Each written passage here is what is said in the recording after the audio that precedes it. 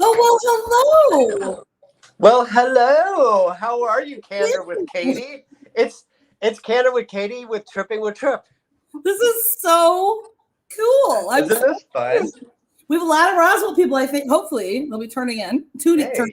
They'll be turning in. Turn it. They'll be tuning in. We don't necessarily have to tell people how old we are, but we've known each other a very long time. Yes. Oh my gosh. We were pre-cell phones and social networks, baby. And maps. We just had to know where we were driving. Exactly. We put cards in the spokes of our bikes. That was a pretty swell sound that it would make. Yeah. Okay, so if for those of you that don't know, we are from Roswell, New Mexico. Woo. What are we most famous for there? Bears, stairs, and queers. Yeah. Boom. Well, except for that, we have this. Ooh, fancy. I know, fancy. This is when we landed, right? Exactly. Yes, and this is why we look so young for landing in 1947. Exactly. It's called the Fountain of UFO Youth. So for those of you that don't know, I think everybody does because there was that Roswell TV show and whatnot. But the X-Files. I think the X-Files put us on the map. The X-Files did. Also, Independence Day with Will Smith, and then there was the Roswell TV show, and everything just started blowing up. When Tripp and I were living there in the good old days, in the high school days and whatnot, it was like, oh, there was a book written about that, and now it's like the post that I have up here is like all over downtown Roswell, and there's all kinds of things like this McDonald's, for instance. This is what we have, Tripp. When was the last time you were back in Roswell? Oh gosh, it's been at least 3 or 4 years, I think. Yeah, I only go back for reunions really. So this is the McDonald's, you guys, and it's in the shape of a spaceship. For those, it looks so glamorous in that picture. It's not you're cool in real life, but hey. Ooh, it actually. Now I forgot to keep the stats on it, but the most interesting thing about it is that it is the only alien-shaped McDonald's in the world. That's it in the daytime. Look at that. How cool is that? It's not what it looked like when we were like cruising Main Street. Oh yeah, Dragon Main Street, baby. It was either McDonald's or Sonic. Sonic was the place. Exactly. My mom used to be like, "Oh, I heard stories about so and so, and they were really drunk, and they were with me." So it was like, "Oh, really? I think Mom's trying to get some information out of me, but it's not going to work." You know, who's that person in there? I don't know who that McDonald's character is. That's one of their new characters. We didn't grow up with that one. Okay, so she's cruising around in some kind of spaceship. And then this made me laugh. I have a few more, but I'm not going to share all of them. This makes me laugh because you're in Roswell. If you're just like cruising about and trying to be like a tourist or something, do you really need to be told that this is a UFO McDonald's? Oh, look, Aaron. Is that what that was? I thought that was a big old planter or something. My sister's watching from YouTube, so we're getting some YouTube comments. So glamorous. Hey, sister. Right? Pretty amazing. Okay, that is cool. Like we don't usually get a lot of Facebook comments, so Tripp, we'll be talking about that later because that's what's cool. That's cool. I'm in awe of all of your technology here. Look at all this. Woo. Would you put a banner across at some point? Oh my God. See, I keep forgetting that kind of stuff. Yes. You got to do the banner. Oh, yeah. There we go. And we right now are talking about Roswell, New Mexico. Roswell. What? Okay, so I did it. So we started looking up stuff, my sister and I did, and it was like, oh, what's going on in Roswell? Oh, we got another comment. I don't know if you can see the comments. Aaron says, hey, y'all. Where are you looking on YouTube? I think I can find it here. So on the right-hand side, there's the comments. You should be able to put your little thing up. Maybe not on the phone. Can you see it? Can you see them? That's cute. Yeah, totally. Yeah. So glamorous, right? They're probably really small. Viva glam, Roswell. We had a little bit of technical difficulties this evening. So did. I had my fancy camera and microphone all rigged up, and it ended up not working. Yeah, he was like doing the robot, and then he switched to his computer, and then I couldn't hear him. so here's I have a ring light. Can you see it in my eyes? Yeah, well, look, come up. Well, I do too. Look, whoa! Can you see it? Put your glasses on. I can definitely see it in your glass. Oh God! Sorry, we're coming unclipped. We're so glamorous. I know we're so glamorous. Viva glam, y'all. No technical difficulties whatsoever. Okay, so I'm gonna share. No, that's a ring light. Oh wait! Oh, hang on. Let me see the ring. Erin is so funny. She's like, I mean. She's my little mini me. You guys that know me and you've known us for our whole lives. She's my little mini me. Okay, so this right here, this is interesting. So Roswell has a lot of mystique about it. Does. Right? So not even just Roswell. There's some unsolved New Mexico mysteries. The Roswell UFO crash. Okay. It's unsolved. Do we have anything more than that? We do. Do you remember what they said it was? The Roswell alien crash? A weather balloon, right? Weather balloon. You know what? I can't tell you how often I have mixed that up. So Geronimo's skull, but here's the thing. I live in Arizona right now, and I know Geronimo, supposedly, he died in the Chiricahuas, which is like mountain range, like almost to New Mexico. Yeah, I'm on his Instagram, by the way. Oh, really? Geronimo lives, I think it is. Geronimo does live in all of our hearts, right? Okay. So, well, you've got Area 51 there, right? Area 51. Okay, so here was my confusion for a long time. Area 51 is... Yeah, everyone's confused about this. I think we need to set it straight, baby. We do. So Area 51. Okay, I'll take this off and then I'll just... I don't know if I can read it or not because I don't have on my phone. Area 51 is the section in Nevada, however they want to say it, where that's like from the movie Independence Day. Okay. Right? So that's where supposedly they house all the bodies and whatnot. Hangar 18 is what I understood was where they took the alien bodies in Roswell to the Roswell airport once they recovered them, supposedly. And did you know the Grown Funeral Parlor actually custom made 4-foot caskets for that incident? Shut up. Yeah. Shut up. I mean, people we know, honey. And I can keep going, but anyway, keep going, and we'll keep. That's amazing. Okay, listen. This is kids. Do you see those two kids right there? These are like little pseudo. I'm a pseudo Aunt Katie to these two, and they have a. They're saying hello. They're adorable. Hi. Are they Roswell or Arizona? They are actually in Pleasanton, California, like Dublin area, up in the North Bay area. Right. So they're adorable. Okay, so what were we talking about? The differences. Area 51. Yeah. Hangar 18. Yeah, so supposedly there was, you guys, this was something that, Matt Oro says, I was told that. You were told that Hangar 18 was Roswell as well? Awesome. Yeah, a lot of people think that Area 51 is Roswell, which it's not. Yeah, he says about LeGrone Funeral Home. What did he say about LeGrone? He said he heard that as well, that they had made the 4-foot caskets or whatever. Yeah. So obviously, I don't know. LeGrone is like the funeral home in Roswell. Yeah, see, for really, it's been there obviously since before we were born. Exactly.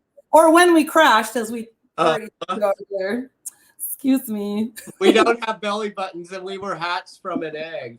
Kill it in the egg. Kill it in the egg. Exactly. We're not going to pull up our shirts and show you that we don't have a belly button. I'm not going to do that right now. Okay, so let me pull this back up here because there's some interesting. This is like stuff I didn't know about. New Mexico in general, like I said, is like there's a lot of mystique about it. We'll just quickly run through it. So, supposedly, Geronimo's skull was stolen from a grave. There is a Taos hum. Those of you that live in Taos, what is this? Taos hum? I've heard about that one. So a lot of people are getting that. They think it's like some kind of a Wi-Fi thing or something. Interesting. It is very interesting, isn't it? And then And so they say it could be like, of course they always relate it, like you said, the weather balloon, or they say the unusual sound has foiled investigators from Los Alamos National Laboratory to the Phillips Laboratory at Albuquerque base. La Llorona is supposed to be the weeping woman who was a restless soul, said to wander the rivers.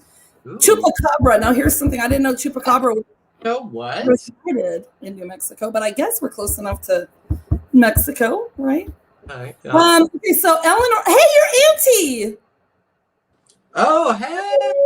She said it was Ballards. Oh. The Austonians to the Arizonians. It was, but did you see what she says? It was Ballards. It wasn't LaGrone. Oh, okay. Yeah. Well, that. Interesting. And then the big two. Yeah. Bob says, don't forget Ballards. Okay, we got a few comments here. Ballards. Okay. Matt says, by my grandfather, when I was a kid, my grandfather lived on a neighboring ranch when it happened. By my grandfather? What do you mean? It was near his grandfather. Oh, okay. Thank you. Yeah. Was it 4 caskets? It was either 4 or 6. I can't remember. That's it. I thought it was 4 dead bodies. So Aaron says, I saw 7 dead bodies when I was 13 at LaGrone. Not joking. Oh God, I grew up near the hospital, the medical center, and we would go down into the basement, and we saw a dead body under a sheet down there, and it permanently affected the rest of my life. So would have just put me into PTSD permanently. It's a special feeling. I mean, for sure. It's for sure. And so Bob says, do you know Bob? After they got their makeup done. Bob, I don't know. Are you sweating, Bob? Are you laughing? I don't know. But anyway, yeah. So I won't read the rest of them because we have things to do. We have things to talk about. But on your YouTube, I can try to sign on to Facebook to check it out. Yeah. Okay. So Austin from Austin. Do you remember I'm going to share this picture, and people from Roswell, you're going to know what this is. Okay. And then we're going to talk about this. Do you remember these? Dun, dun, dun, dun, dun, dun, dun, dun. What is this? What is this, my friend? What is that? Oh, that meant party hard when I was growing up. Yes, it did. What is that right there? That just looks weird. It's just a piece of concrete. What? The audience try to figure it out. Ooh, can anybody guess what that is? I'll give a special prize to someone who can guess what that is. Besides my sister, because I already talked about it with her. Oh, Bob says he's laughing, of course. Okay, good. Yay. Oh. Sylvia, hey! 200 people in Roswell. Yeah, we had a lot of good times back then, Sylvia. Hey, Bob got it. Oh, Bob got it first, Sylvia. Sorry. Silo. For those of you who don't know. Oh, it's a missile silo. That thing goes like 10 or 11 stories down under the ground, right? Yes, I have. Look at all these people. Where Bob keeps saying middle. It's like his autocorrect is like going crazy. Middle. Matt says middle. Everybody's autocorrect's going crazy. And hey, Sylvia. Bob says hi. Okay, so the crazy thing about these, tell people what we used to do with these. I'm going to share one more picture of them really quickly. And then I'm going to share an Airbnb that you guys are going to freak out about. Kind of shows you how far down they go. And while you're talking about that trip, read this comment right here. Private. Okay, not that one. That's like we make fun of Cattle Baron. Cattle Baron's one of the, when we were growing up, it was one of the very few fancy restaurants in Big R, we called it, in Roswell. So yeah, that was the entrance to the Cattle Baron, made to look like a missile silo, because next to the UFO, that's our next biggest thing is missiles. So yeah, that's the concrete entrance to the Cattle Baron. It goes way down. No, those were we grew up. It goes way down. It goes way down. So those we grew up with around the perimeter of Roswell, and there were a couple of them that were unlocked. And the weird thing about these things is that there is absolutely nothing for miles around, and you would not even know it was there. Like the one that we partied at was kind of behind a berm that they had created. So there was a mountain that was covering that entrance, and you did not know that entrance was there. But once you went in, You better bring a flashlight because there's not a bit of light in there. And you could go down and just party. You could see where the like control rooms were, like the bunkers, like the place where all the mechanicals were. I mean, it was insane. It was so scary. What? We didn't really see that. Like okay, we're so done. Like we used to everyone else knows the scoop on this. Wow. I know. So this entrance right here that looks like the entrance to Cattle Baron. We got in there, like I think we soldered our way in there somehow. There was a hole. Do you remember this? Like we'd have bonfires out there. Yes, because it was also down the street from the river, so we would spend time down at, partying down at the river, and then we would come up here and party in the silo any time of day because it's dark 24/7. But no one knew you were down there, so you could do anything you wanted. It was so dangerous. So like when I look back on what we did, you could throw a rock down the main part and it would not fall for a good 10 to 20 seconds. I mean, it was a long way. And literally you could jump off if you wanted to. There was no safeguard, no nothing. Well, back then, like you said, like we had flashlights. We didn't have like cell phone lights, Right, totally. Those metal ladders, it's like the Goonies. And we're like going down the stairs. Yeah. Right? And then something would drop and you just hear it like splash. Yeah, it might hit a couple of times and then it would splat. And there was always water down below. I was curious to know how deep that water was. Well, and then what always scared me was like potential leviathans in the bottom of that thing. Do you know what I'm saying? Yeah. All right. We had a couple of guesses on that. That's funny. Farley's. Oh, yeah. Okay. Now I'm on Farley's. The Claim. Totally. Eleanor nailed it. There was another restaurant called The Claim that was down in the basement of one of the hotels on Main Street. And that was dark. Anyway, yeah, missile silo fun, huh? The Wee Roswellites in the 80s are a secret conspiracy for sure. Well, also, War Games is supposedly based on the mountains in Alamogordo. So we got a lot of weird history in New Mexico. Sylvia says, "Have you watched Stranger Things? That's us." It totally is. I love it. It totally is. Okay, so now I'm going to share. At least people know who we are now. When you say you're from Roswell, they're like, "That Roswell?" I'm like, "Yeah, that Roswell." I know, like I said, it used to be like, oh gosh, they wrote a book about that. Weird. And now it's like all over the place. Okay, so here is an Airbnb in Roswell. Can you see this? This is in Roswell? This is in Roswell. And you can stay in a missile silo. Wow. Oh my God, that's so cool. I'm going to show all the photos. So I hope you can see it because I have to kind of go back and forth because when I share photos, can you see this well enough? Yeah, you can. Oh my God, my arm is getting so tight. I know. I thought you had a little thing. I'm so sorry. Like, Tripp, this is what you were talking about. Do you see how far down that goes? Yes. That's insane, right? So someone turned one into a home. That's amazing. Yes. And I wish I knew who this guy was. I don't. But we should go back and have a missile silo Roswell reunion in that Airbnb. Yes, we totally should. A hoot and holler. So I'm going to quickly run through these. This is the Airbnb. So like he got it all fixed up or whatever, painted this stuff. I don't know what that is. Like, but you can stay if you are just so inclined. Look at that. It looks like a submarine or something. That's amazing. Right? Would you stay in that? Yeah. Oh, I totally would. Look at that. It's kind of a swanky kitchen. Yeah. They did a good job. Yeah. So like this is really, it's kind of like round, I guess, sort of like, I don't know, what's it called? Like a lighthouse or something. There are houses made out of corn silos and stuff. Oh, you know what? You're right. I forgot about that. Okay, so it's $225 a night, you guys. He's got 5 stars. In Roswell? Yeah. Oh, well. 5 stars. It's got 1 bedroom with 2 single beds and 2 air mattresses. So. Okay. 2 air mattresses, huh? Yeah. To find that costs. Swanky. Okay, we got a lot of comments to get to. Okay. Oh, good. So Brian says, I knew there was a reason all you Roswellites glow in the dark, haha, and he's from Roswell too. They built a story. One of your peeps built a fire 4 stories down. Not smart. And then Bob says, Stranger Thing, that's more accurate than the Roswell show, Sylvia. True. That's true. Tripp, you read this one. Which one? The last one? The one that's on the screen. Can you see it? Oh, I knew there was a reason all you Roswellites glowed in the dark.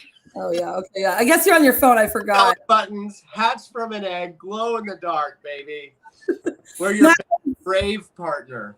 We used to party in the one out by Bob Crosby. We built a fire, 4 stories. Oh, you read that. Okay, that's what it was. Okay. Yeah.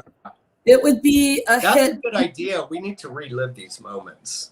Oh, I think so. We should just have a silo reunion. You know what I'm saying? Yeah. It would be a hit if you marketed it. Oh, gosh, I guess you can play your music as loud as you want in those things, huh? Yeah.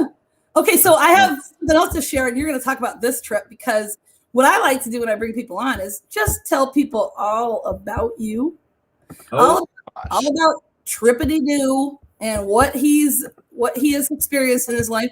So what is this trip? Let's talk about this for a minute.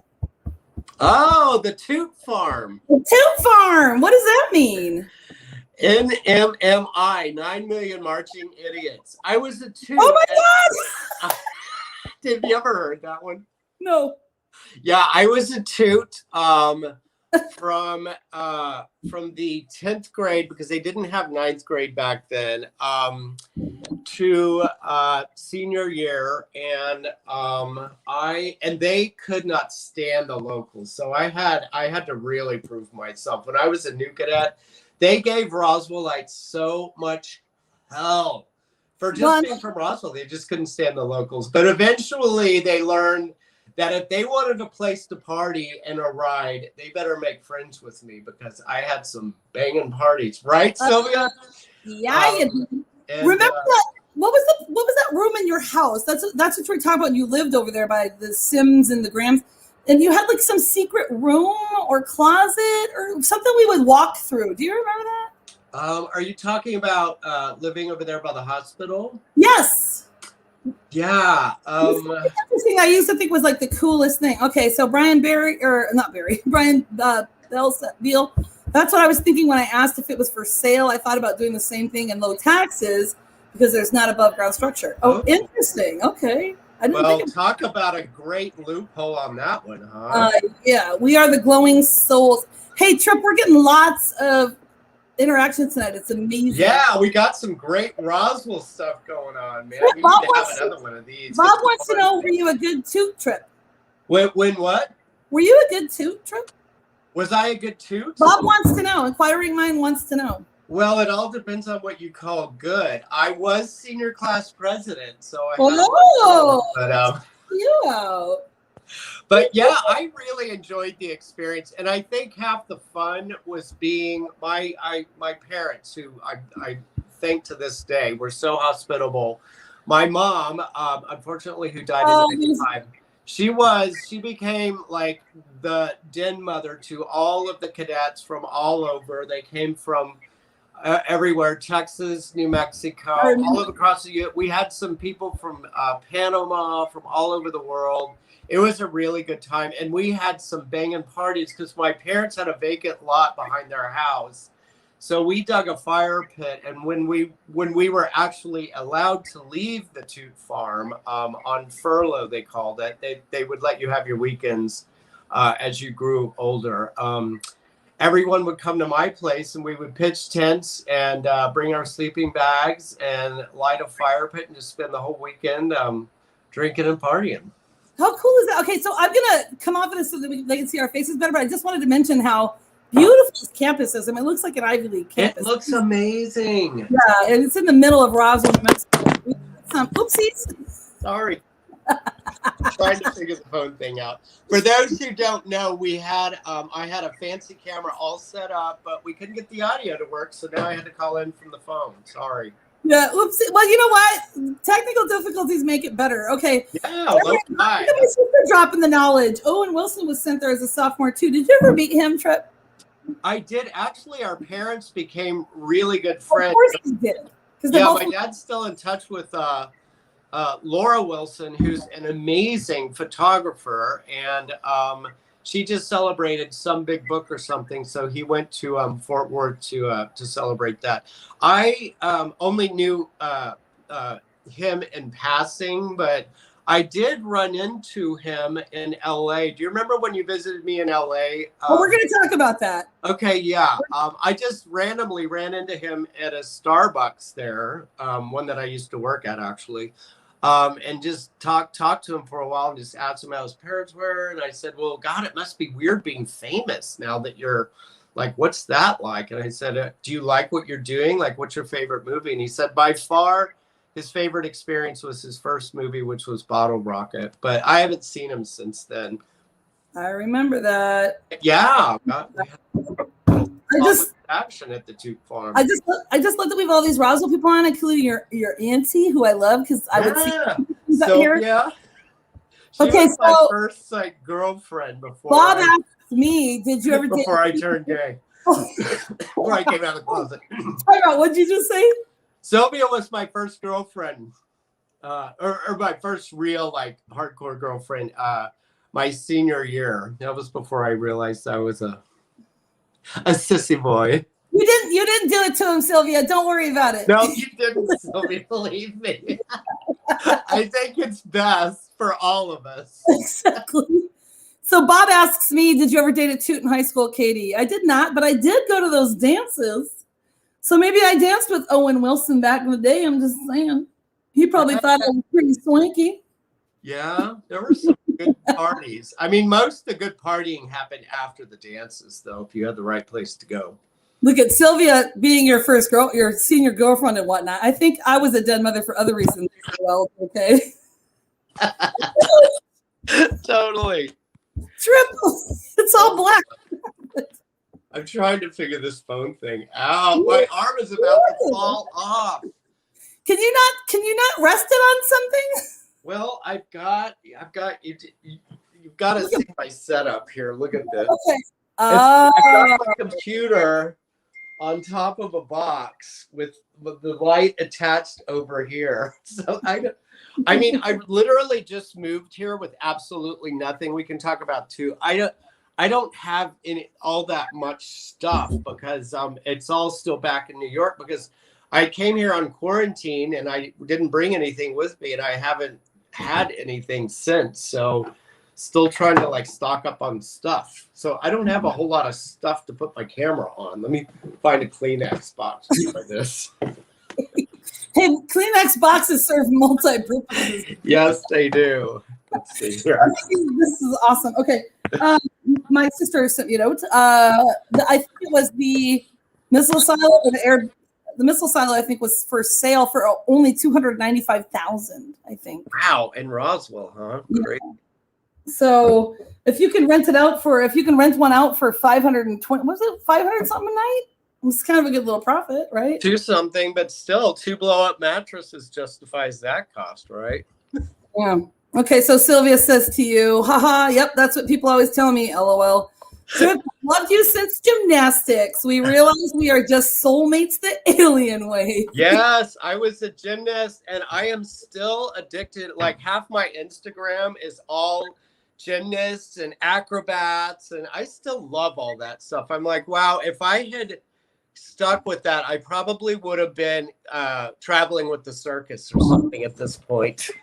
Yeah. Okay, see, now that's good. Now you got to sit down somewhere. You're looking good. Okay. Looking good. Okay, so we're going to talk now about the little bit of SoCal days because we lived there in the 90s. Both you and I lived in Costa Mesa, and you were in Hollywood. Yeah. And this apartment building, I actually had one of my friends look it up. Kind of cool, actually. What is it? Chateau something. This is back in the 90s after there was a recession in the 90s before 2008. Yeah. And that's when real estate prices hit pretty low. LA was not near as expensive as it is now. I hear it's really expensive these days. Yeah, I'm going to tell you because I had him look it up for me. Does that look what it looks like right there? Or is that close? This is it right here. Yeah, that's it. I remember coming to see you. I remember that courtyard right here. So cool. Look at that. It's all like French. It's called the Chateau Rossmore. It's very fancy. Darling, it was a chateau. Hello. Cool, no? Rent or no, Tripp, if you could tell me what your rent was back then. What was it? Did you live in a 1-bedroom or a studio? Well, it was interesting. Do you remember a lot of starlets started off in that building? Apparently, there was that fold-out bed, that really cool Murphy bed that was all on springs. It was all 1920s, but you open the closet and it was all on springs. So all you had to do is just barely pull it down, and a full-on twin bed came out of the closet. So it was basically, it started off as 2 units that had been put together as one. Yeah. So back in those days, rent for that was only like $600. I'm sure it's like triple that for now. I mean, that was like Melrose and Vine. We're talking Hollywood Central, very well located. So just truth be told, you guys, Tripp and I, this is Thomas Guide days, and I had a Ford Escort. Thomas Guide, oh my gosh. It was amazing. And I would go up and hang out with Tripp. We would go to the clubs, and I was wearing like these really, do you remember this night? I was wearing these really short black shorts and like these boots, and I had like this tank top on and this sheer shirt, and everybody thought I was Drew Barrymore. So I was like, yes, oh my God, totally brute. I remember that. So this one guy was like, "You look like Drew Barrymore. If I tell you where I'm playing, my band's playing, will you come watch me play?" And I'm like, "Sure." And then Girl Bar was next door, and I didn't realize it was a lesbian bar. Oh yeah. I went over there to go to the bathroom, and all the girls were so nice to me, I couldn't figure out why. Wow. This whole Drew Barrymore thing must be doing pretty well, huh? I know. I was like, I'm feeling pretty dandy. And Alexis Arquette was dancing on one of the cubes. Do you remember? The what? Alexis Arquette was dancing on one of the cubes. Do you remember? Yes, Alexis Arquette. Was that the Tank Girl premiere where he pulled out the fake boobs and swung them across the room? Was that night? And crawled on the fire pipes up above the stage? Oh my God. I miss Alexis. Okay. That was Club Cherry, one of the funnest clubs in LA. That was so Tripp. It was, I drove up there because that's what I was trying to tell my sister. I was going to tell you the prices because my friend Ryan Wilbanks, I'm giving him a shout out. He is an agent here, but he also moved there and he's an agent there. And I was like, hey, could you look this up? What are the prices?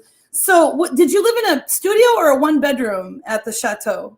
I guess now it would be called, it's definitely a 1-bedroom. Because I told my sister, I remember I walked in and you had a living room and a kitchen and stuff, and then your room was in the back. And I told her, I said, I slept in like this closet kind of thing with the cot. Yeah, but that was its own separate like unit because you could close the doors between the bed. Yeah, it was such a cool setup. So if that was a 1-bedroom right now, if you rented it for $650 back then, typically right now it would rent for $2,863. That, after living in certain expensive places, that doesn't surprise me. I'm in Austin now. That's happening here. It's crazy. Listen, I've lived in certain expensive places. I don't want to tell you where, but I'm kind of a big deal. Well, hello. Is Arizona as expensive as the rest of it? Well, Scottsdale's through the roof, isn't it? We're kind of turning into a mini California. So like a house that, how a house like somewhere normal is like 300,000 in California is probably like, 900,000. Yeah. So that's happening. It's starting to happen here, but we'll talk about that later. I know. I'm sorry. Don't get me on the real estate thing because I am passionate about it. But good. So let me just help you with that later. He sent me a bunch of single family like prices too and some other stuff. But thank you, Ryan Wilbanks, and I'll put your name in the comments too because he's a realtor out there. So you should go see him because he's amazeballs. He used to work with Ken James. It's amazing. Nice.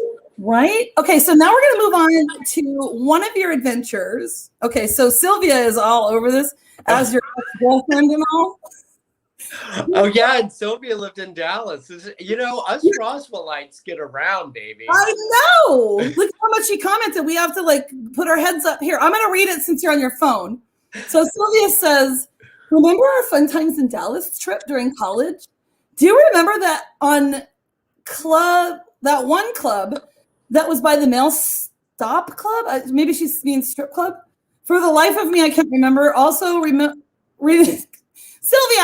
Stop using The voice to Star Club, honey, that place was legendary. There is an Amazon documentary out now on the Star Club. You should check it out.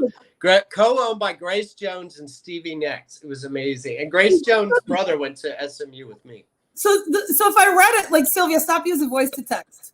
She goes, remember our fun times in Dallas trip during college? Do you remember that On Club that was by the Male Stop Club? For the life of me, I can't remember. Also, Remover, Grace Jones Owens Club. I'm having brain farts right now. Greenville was the bomb. Boom. Yeah. Dallas is amazing. Whatever, Sylvia. She says Stark was the best. Stark was amazing. I'm telling you, that place changed my life. But just go ahead. No. You tell me. So yeah, Costa Mesa was my start in Southern California. Yeah. And why were you living there? Because I'm cool. Super cool, honey.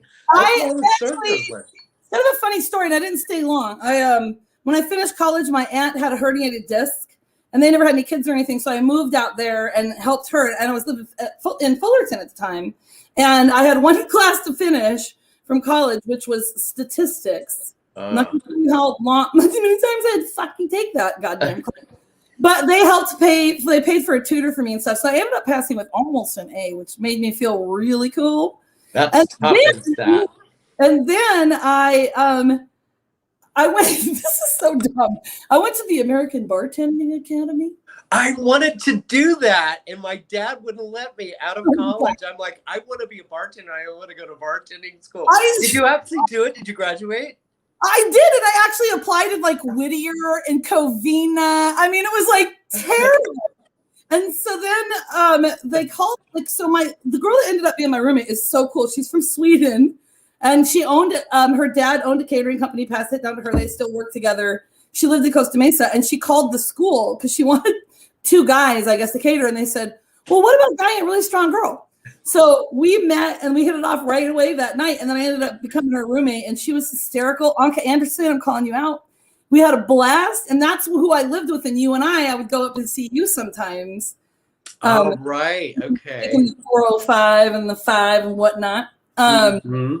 So yeah, and then I left. I came here. I thought it was going to be temporary, but then I ended up meeting amazing people. So amazing. So what are you going to do? But this is what's interesting, right? Because Tripp, you go, like, you're from Dallas too, like Dallas, Roswell. You lived in SoCal, and then you had quite an adventure in New York. You lived in Brooklyn, right? Yeah, back when it was dangerous and the cabbies would not come across the Brooklyn Bridge. The trick with this, I know I repeat myself a lot on this one, but the joke was that I moved to Dumbo, which is now one of the most desirable neighborhoods in Brooklyn. But I had moving there. I transferred there with my job. That was back in the .com era, before the .bomb happened, and they gave me a choice of San Francisco, London, or New York. And I had always wanted to live in New York, and I actually wanted to live in a loft in New York because I had seen Flashdance, and I'm like, that's the place that I want. And I want to dance across the floor on my knees with my knees squeaky and just enjoying the hell out of it. So maniac. Exactly, maniac. With the bucket pouring. Yes. Then the long hair. I could do the long hair. All right, this is my sister. I need to get I have the kind of chair that I can unlock it. So while you're doing that, Aaron. Oh, shit. So anyway. Aaron says favorite candor ever. Woo woo. Hey. No, the reason why I bring up also that you lived in New York, because you owned a business there. Yes, you did. And it was really cool. And I'm going to show you a picture, and then you're going to talk about it. What was it called, Tripp? What's that? A little bit. Oh my God, that's when it was first built. Look how blonde the wood is still. That's like before we got grass. That's what people call my hair, is blonde wood.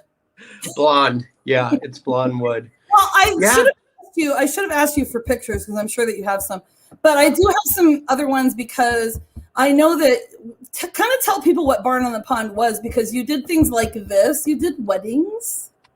Yeah, yeah, we did our specialty was mainly 20 and under. I also started another business that was called well, back up. You have to know that the business is now sold, so it's no longer mine. But look Yeah. at barnonthepond.com. So we built it out to accommodate events. We would have a few big ones like the one that you're showing here, but I'm just going to interrupt and say, like, but honestly, really quickly, look how beautiful that place is. yeah, and I had a lot of good friends helping me on this. When actually both of them were friends from Los Angeles. Well, what a super cool story. Okay, so kind of finish that really quickly because that's very cool. Yeah. So, well, I hit New York and I had no idea. For you people from Roswell, Barn on the Pond is in the Catskill region of New York, which is amazing. It's a very mountainous, outdoorsy. Isn't it by Woodstock? Pardon me? By Woodstock? Yes, it's near Woodstock. It's in Saugerties, which is almost a little more famous than Woodstock in certain circles now. But it reminded me a lot of Ruidoso. You know how we're at the end of the Rocky Mountain chain?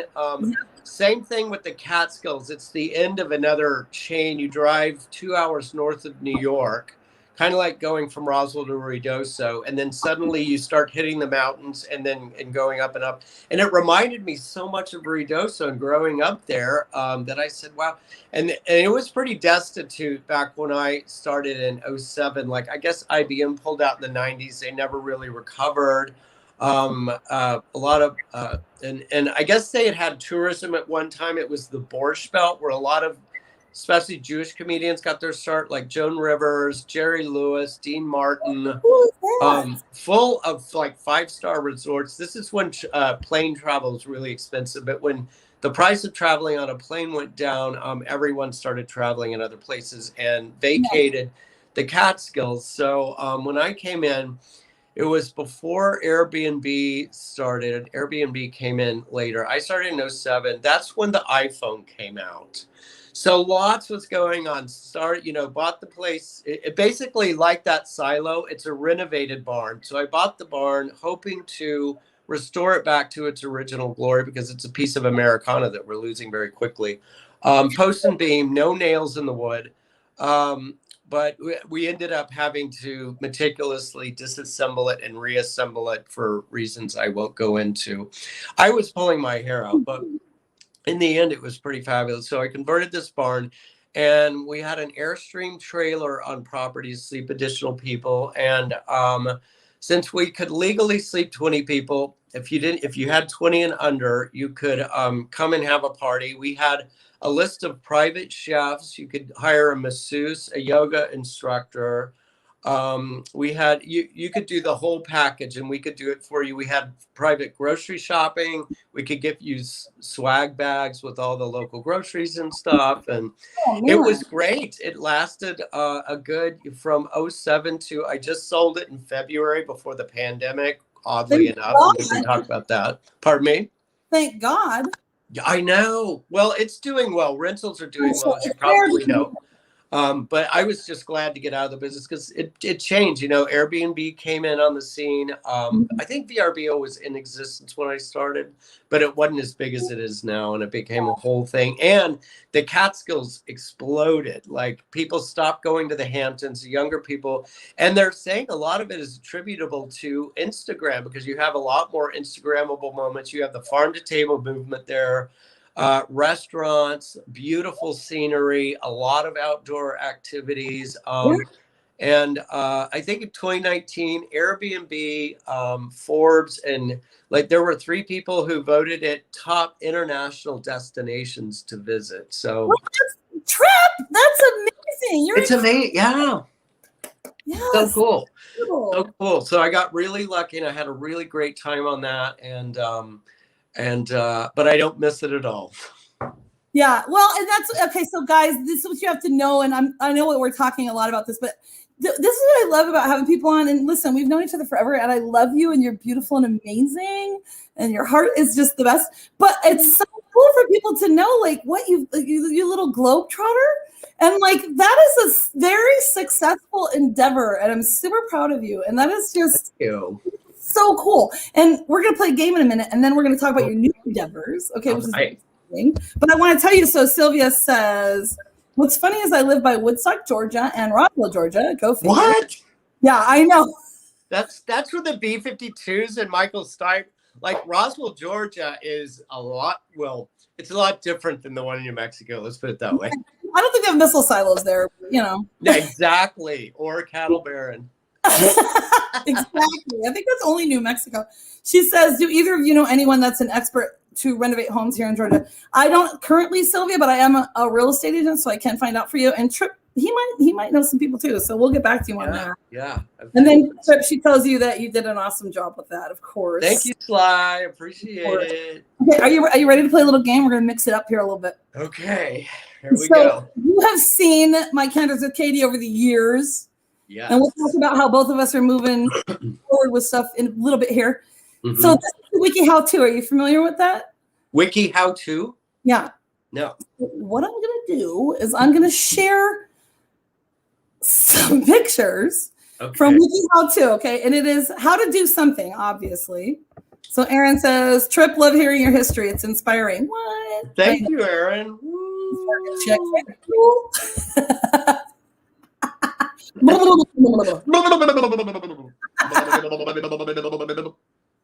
Okay, so then Sylvia says she loves us. We love you too, Sylvia, and we would love. She would love our professional info. Duh. Yeah. Okay. So here's how Wiki How To works. I'm going to share with you. I believe this one is 5 pictures.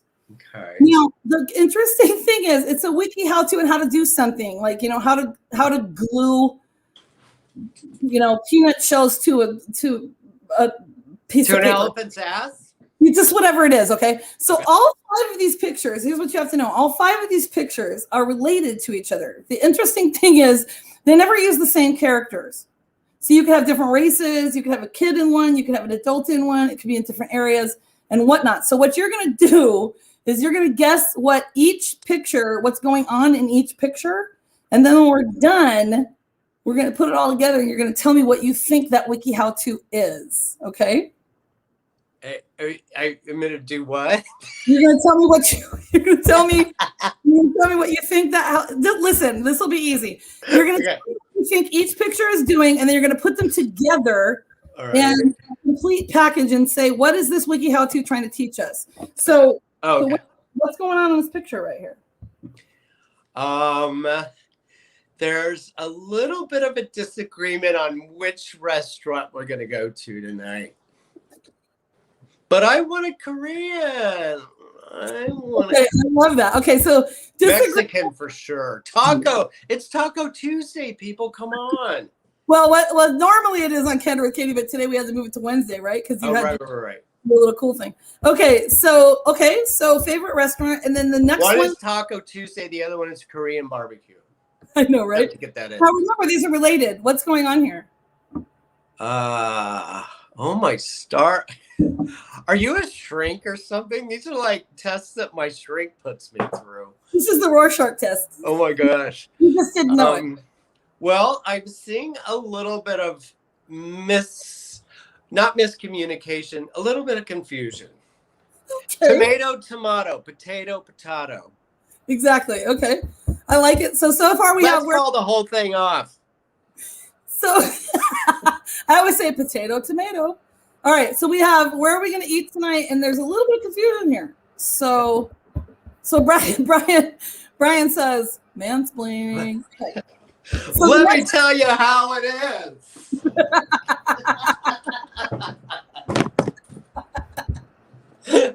Okay, here's the next one. Are you ready for this one? Now remember, these are all related, but what is happening in this picture?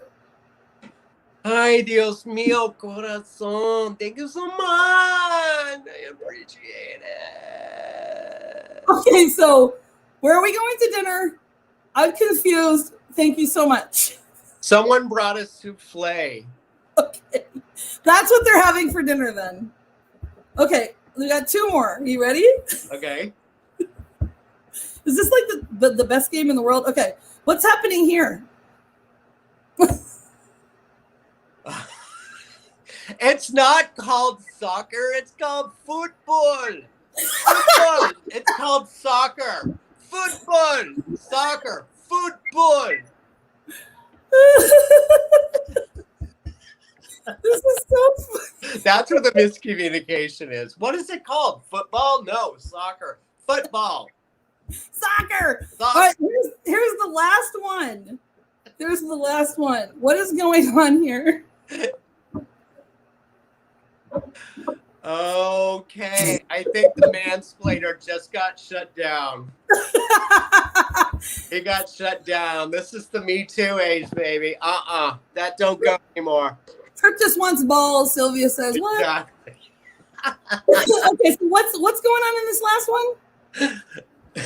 Give me balls or give me death. This one is the mansplainer is being shut down because it's a new era. Oh no, she just doesn't like the white picket fence. I'm sorry. Okay. It's like this fence is not keeping the dogs in. We need to buy one of those shock collars because this fence ain't working. This is the best wiki how-to ever. Okay, putting all those together, Tripp, and this is like what's difficult is me sharing this. All of these together. Are you ready? It starts with this one. Here we go. You said, where are we going for dinner? Next, you say, hang on a second, sorry. You say, there's a little bit of confusion here. And then next, let's just see what's happening. And we have ay, Dios mío. Ay, Dios mío. Thank you so much. You brought the souffle. And then we have, it's football, not soccer. Football, soccer, football, soccer, football. And lastly, we have either mansplaining or something about the white picket fence. This white picket fence is not keeping the dogs in. We either need to get a shock collar or replace the fence. Okay, so what is that whole Tripp putting all of those together? What is this wiki how-to trying to teach us? Let's say, don't fence me in. Don't fence me in. While you're playing soccer and eating tacos, and then we'll all come together in agreement. Which would be the longest. Namaste. Namaste. Namaste. Okay. Namaste. Okay, Tripp, I'm going to tell you what this is, and then I'm going to start with the first one. Are you ready? Are you ready to hear what this? The real. What is? Okay. This wiki how-to is pretty sad, actually. It is how to accept the fact that your partner is not intelligent. Oh. This is a really. Oh, I've kind of been there. So this picture says, remember, intelligence is only one of your partner's traits. Evaluate the many reasons you and your partner are in a relationship. Blah, blah, blah. Okay. That usually happens after the first time you travel together. It's a very major telling when you travel with someone. It's like, exactly. oh. So, exactly. So I'm skipping over some of them because I'm only using 5. And then this one is, rate your partner's emotional intelligence.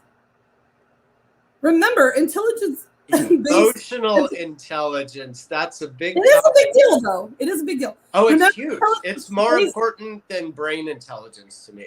Yes. So remember, intelligence based on educational background is just one of the many types of intellect. So does your partner provide comfort when you're sad, hear you out and validate your feelings, and know when you're upset without telling them, kind of thing. Okay, so that one's kind of a good one. Okay. Right. So this next one. Thank you, Wiki How To.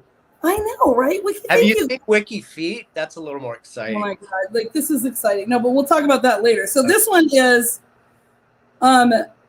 maintain your own self-worth. If you believe you're dating below yourself because your partner is less intelligent than you are, or vice versa, it may become tempting to adjust your own self-worth down, but just remember, know your own self-worth, okay? Okay.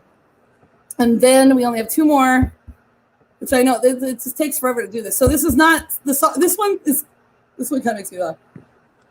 Support your partner's desires. No, sorry. Hang on. No, here it is. Support your partner's desires to learn and engage. So instead of viewing your partner's lack of knowledge on a subject you're passionate about, view View this as an opportunity to share your knowledge, encourage your partner's interests, and take time to help them learn more. Okay. This is one of those, hey, I enrolled you in this college class. No, I don't think you're not smart. And then lastly here. No, not at all. Right, not at all. Change the way you think about attraction. Okay. For me, we alter the way we think about things on a daily basis. So, hey. Look at that guy's haircut. So, hey, if you repeatedly find yourself attracted to a very smart or much less intelligent people, try to find a happy medium. Okay. Look at other factors of attraction besides intelligence and decide what matters to you most, and then shift your focus to finding a partner who's happy with or without you. These confident, content individuals will make better partners, no matter their IQ. Just like real estate, you've always got to make sacrifices somewhere. Exactly. So what's more important? So that actually would be a good question later, EQ or IQ, right? That's better. IQ. All right. So now we're going to talk about you, Trippity-Doo. So we're going to do this, and then we're going to end with 10 questions because we are getting up to almost an hour. This is amazing. Okay. Oh, I don't want it to end. I don't want to go home. Okay. Now, so I've been done. Now, what I realized, because you said you're starting season 1. So Tripp, everybody, dun, drum roll, dun, da, da, da. Aaron says, sorry. EQ, man. EQ. Yeah. EQ, baby. That's where it's at. Hard to find these days. Tripp says, she says, Tripp, remember the Susie Slew taco jokes? But we can't tell anybody any right now. Maybe okay. Taco Tuesday. We're going to have to start doing some Taco Tuesday stuff. Or Wednesday. Okay. Taco Tuesday and a Wednesday. I've been doing Kandorwithkaty now in April. It'll be 4 years. So now you reminded me because you have these things going on. I know. That's amazing. And so I'm going to have to call it season 4 because look how cool you are, my friend. Okay. I can't decide which one I want to show first, but how about we just talk about this one in your little bio? What is this, Tripp? What's going on here? Tripping with Tripp. Right. What is third? What's third? So is that my website? Yes, it is. Cool. Oh my gosh. So yeah, well, I upon selling the barn, or actually preparing to sell the barn, I'm like, what am I going to do? Do I want to get back into media? Blah, blah, blah. And I've been working on a farm out here in Texas called Habitable Spaces. It's a sustainable farm and artist residency. And it was started by 2 people who live with me in my final days in Dumbo, Brooklyn, actually. And they were artists and had always dreamed about starting their own artist residency. I didn't know about the farm part, but they got married after they moved out from me and moved to Texas, where his family owns some land, and they started this farm and artist residency in Kingsbury, Texas, called Habitable Spaces. Amazing. They've been going for 8 years now. And I would visit them periodically. My family lives in Dallas, so I would fly to Dallas from New York, only a 3-hour trip, hang out with the fam, and then drive here to the farm and hang out with them in Kingsbury, which is very rural, very out in the sticks, very little Wi-Fi.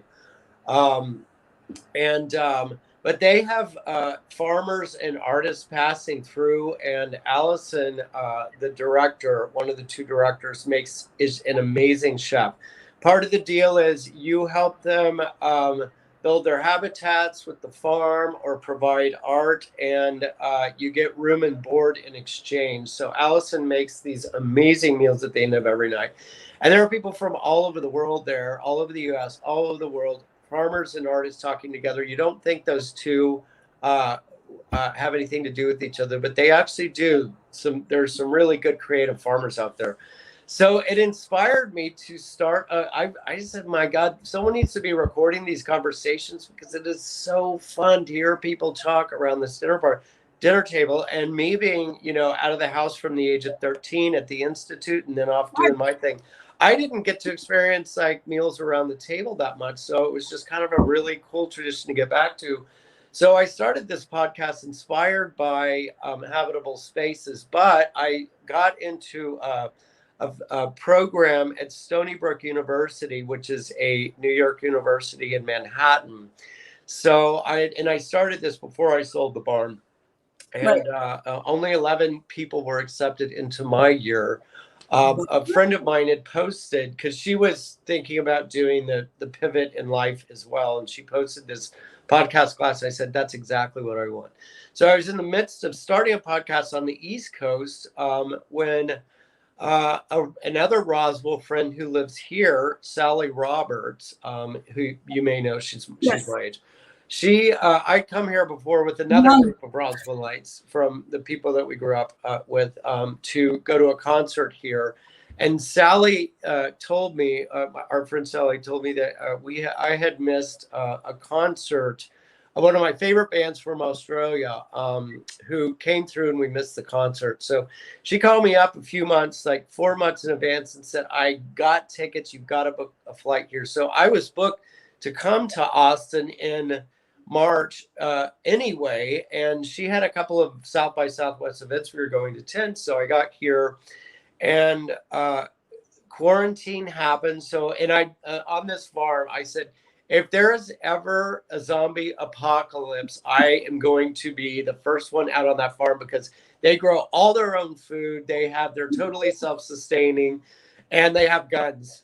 So the apocalypse happened in the way of quarantine.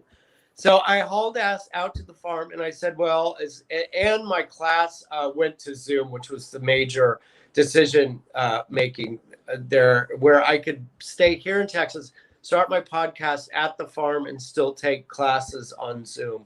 So I completed the program, and they're helping me put my episodes up. I recorded 12 episodes in 11 months, and a lot happened. We had the election going on, the Black Lives Matter, Biden guy, just like all sorts of crazy, chaotic stuff on top of the pandemic. And now we have this crazy blizzard that shut Texas down for a week.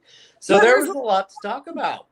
There's a lot going on. Well, I'm just going to say, here's some of the things that you were talking about, that farm and stuff with the goats, and they're adorable. And so it's really interesting because, and you guys, I will show you I could show you all of this stuff through his site, but I will share it, Tripp. I will share it in the intro. Okay.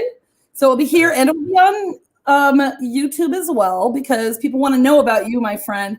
And what I'm going to do is I'm going to share this very cool intro that you made, because I'm very impressed, and I'm super excited for you. And then we're going to talk about some things that you and I have talked about, and then I'm going to do the 10 questions. Cool. Wow, it's such a loaded night with me. Okay, sorry. This always happens to me. Okay, so I need to see what this looks like. Hang on 1 second. Let me make it bigger. I know. I'm just all doing it myself. Okay, here we go. Tripp, now you created this yourself, correct? From your podcast class, what you learned? Yes, I'm also an animator, which is the job that got me from LA to New York. Yeah, this is amazing. Okay, guys, this is a minute 25. We're going to watch this, and you're going to talk about it. Okay, Tripp? Okay. Oh, I can't click it there. Let me click it where I'm supposed to. What? Howdy, Pilgrim. Go through Texas, roll up your windows, lock the doors. Those people are crazy in that state. Big ranches with miles and miles of land to see. For about a year and a half, we were the newest city in Texas. Hey, y'all. My name is Tripp, and this is my podcast, Tripping with Tripp. Season 1, featuring habitable spaces, sustainable farm, and artist residency. They're visionaries. They're super community involved, but the community that's here, not San Antonio or Austin. Farmers are some of the most creative thinkers I know. You got to always be prepared for the unknown. Yeah, we've also kind of become like a port, like an art port or whatever, because people come from all over. As an artist, create work that, while I'm figuring myself out, could be accessible enough for someone to see themselves in, right? I'm just trying to find a place in life where I can do what I feel is right to make this place the dream that it is. I am, you are, we are Tripping with Tripp. Okay, I was going to say, before you say anything, I'm super impressed with you. Just explained this whole thing. And this is the intro that you did, and it's very impressive. Mm-hmm. And it's fun, and it's very light, but it's very interesting. I'm sure there's a bunch of people that are excited about this. I mean, yeah, well, thankfully I had recorded a few interviews with the directors. I celebrated New Year's on the farm pre-pandemic. So we were going to collaborate. I had my Airstreams from my old business brought down here. We were going to do all this stuff. And so I got a great pre-pandemic interview in.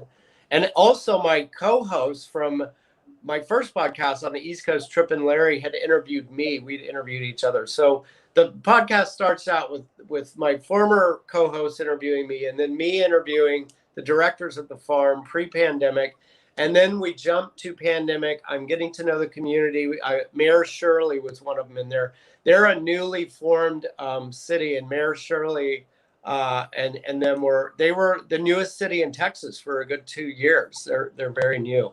And then I interviewed some farmers and some artists, and we're talking about all sorts of things going on. Like we had some Dutch farmers who came here, and then quarantine happened, but they had planned a big RV trip around the United States. So they went anyway. And we talked about what that was like doing, the whole round of the United States during a pandemic. So just lots of stuff. I don't want to, go too far into, but that was kind of a collection of the interviews there and that's an ode to the Texas skies, because man, is it good to be back to these beautiful open skies. Reminds me of New Mexico.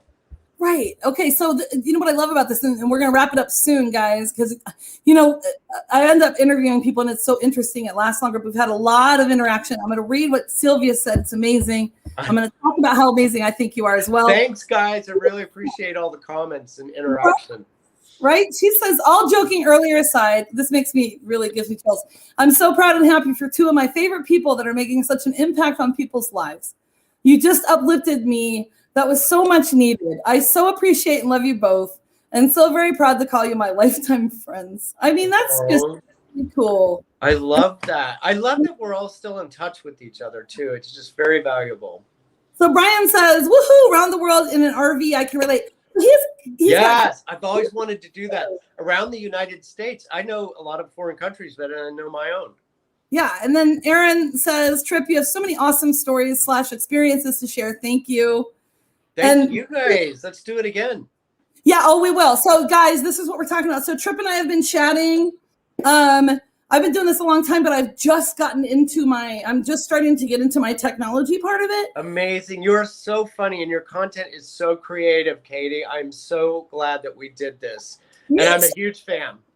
Oh, well, I'm a huge fan of yours too. I'm just very excited. And so Tripp and I have already talked. And so we're going to collaborate on some things, and we have some ideas. Both of us are, because we both can do the same thing. We're going to do it in a little bit of different ways. And we're talking about having guest hosts on each of our shows. We're going to kind of help each other out, Tripp, while you get started. So I'll be behind the scenes on his thing. He'll be behind the scenes on my thing.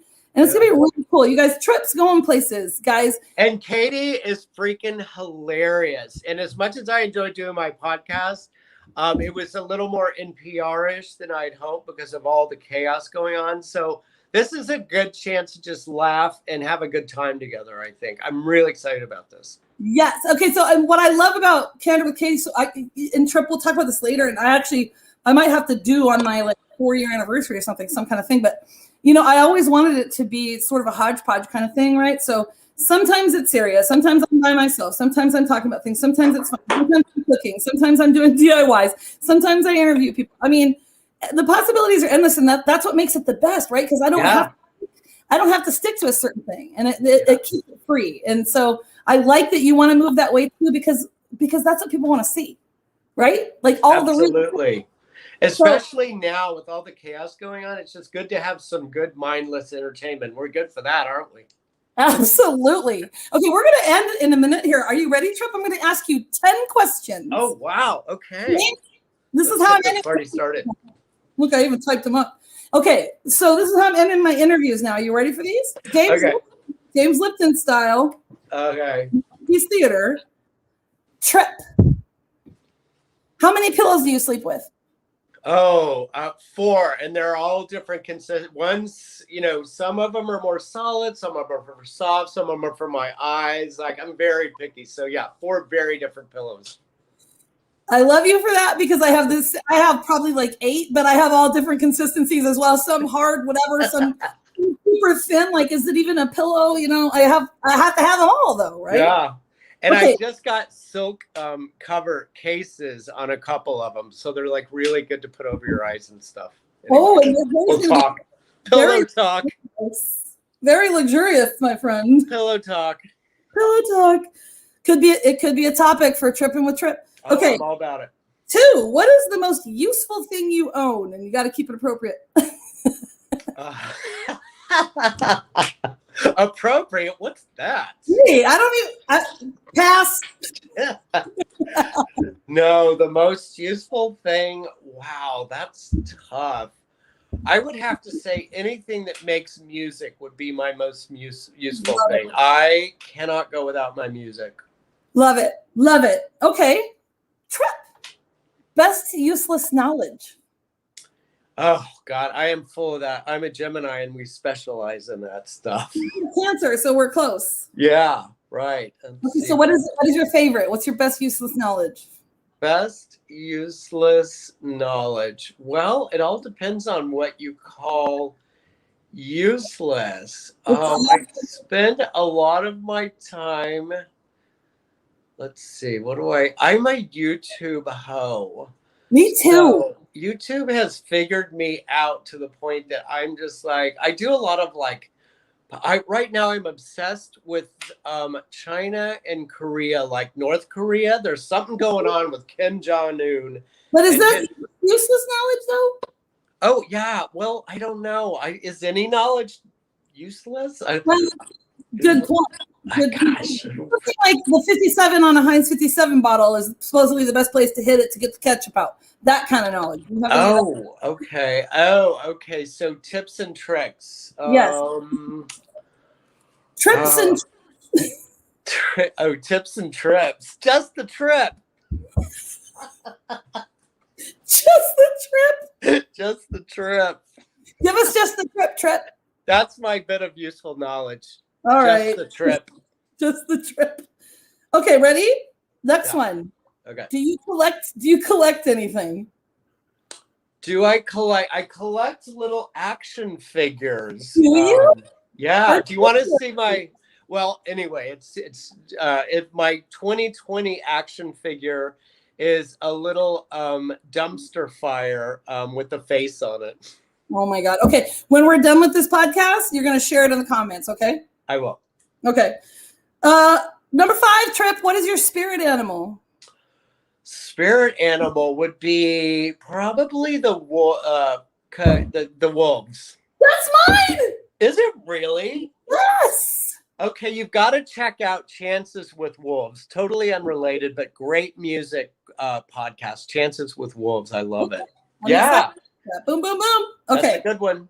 Next one. Number 6. Have you ever met a celebrity and do you have a story about it? I guess it's the Owen Wilson thing, kind of. Well, no. I worked in Hollywood in the film industry for 10 years, honey. I was Superman's assistant on the last film he worked on before he had the accident, Christopher Reeves.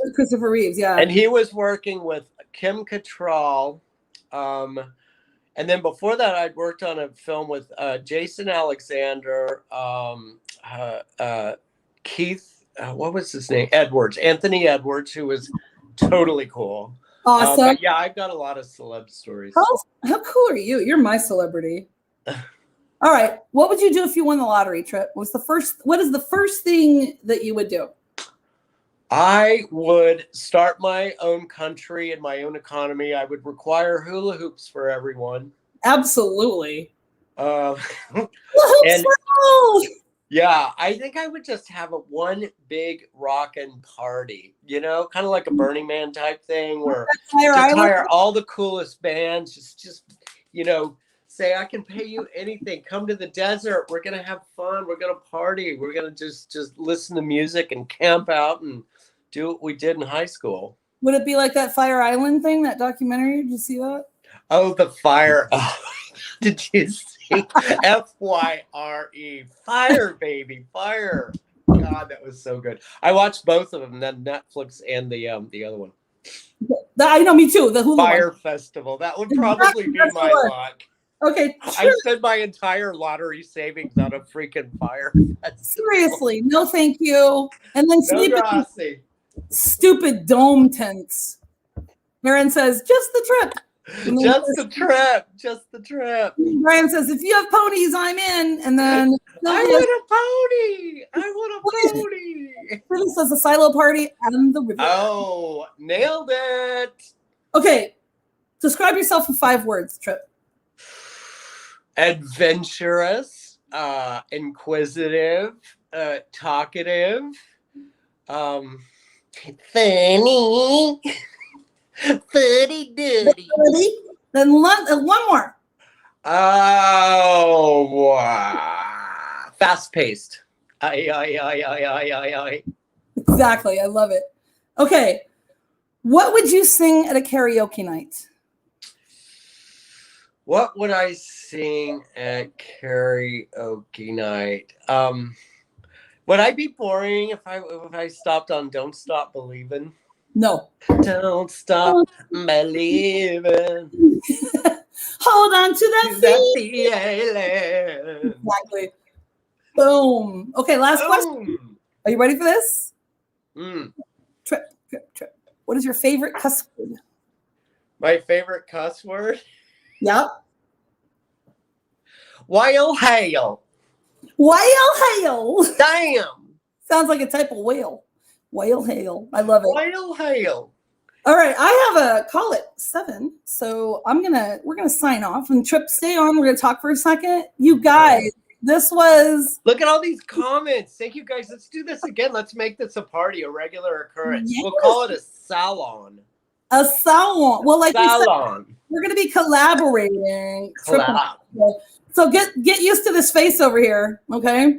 I'm the new assistant. I'm the new guy Friday. And I'm going to be making some appearances on his new podcast. So we'll be sharing that info together. You guys, thank you so much. We love you.